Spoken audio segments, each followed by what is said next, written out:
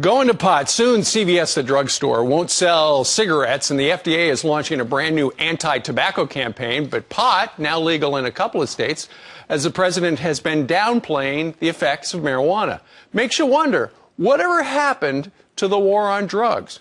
John Walters is the former director of National Drug Control and Policy under George W. Bush, the so-called drug czar. He joins us live this morning from D.C. Good morning to you, John. Good morning, Steve. Yeah, whatever did happen to the war on drugs? Once upon a time, it was big, and now, not so bad.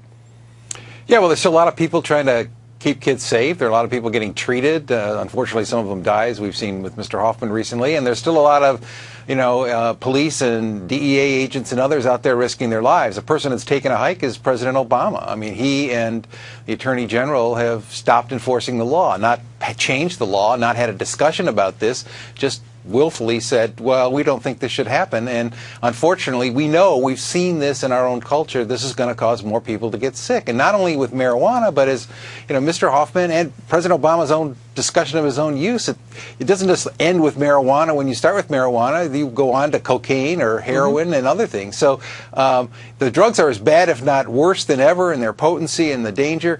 But leadership is not there. Yeah, you were referring to the president's own comments about marijuana. He said recently, quote, "I view it, marijuana, as a bad habit and a vice, not very different from the cigarettes that I smoked as a young person. I don't think it is more dangerous than alcohol." Famously, you read one of those books by the New Yorker guy. He smoked a lot of pot. He did cocaine, our president did, when he was a young person. Now it sounds like, he's supporting CVS for stopping selling tobacco, and yet smoking pot.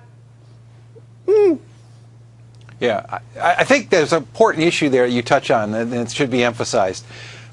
Supply and demand have to be attacked both, and we've done a lot to try to encourage people. We've all had relatives die painfully from cigarette smoking effects and consequences and cancer, but we need to also control the supply. If kids and people have it available cheap, it's more of a danger. What he's done with marijuana is he's allowed it to become a corner store in Colorado, and the federal law has not changed. And you can see this talk about how many $1 billion this business is going to grow if has been projected even in the Wall Street Journal. So why do we need more of this? I mean, why is it that we can't be consistent about talking about threats? And he doesn't have to arrest a single person. He could have used his connection with young people to explain what's wrong. Instead, he kind of willfully decided that he was going to be cool at the cost of a lot of young lives. Yeah, and John, as we go, every time we do a story on pot, we get email from people, pot is no worse than alcohol, and you're always talking about alcohol.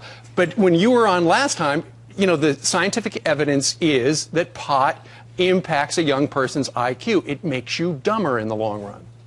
Yeah, I mean, this is a kind of chemical brain damage that we had known about 15, 20 years ago, and we now have growing research about that, about the connection to both triggering and worsening depression, serious mental illness, thoughts of suicide in young people. We know the teenage brain is more malleable because it's maturing. We didn't know this before, but now we do. This is like asking for an epidemic of brain damage in our kids, and it's just so irresponsible, and to know better and to say this is, I think, inexcusable.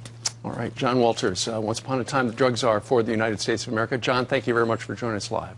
Thank you, Steve.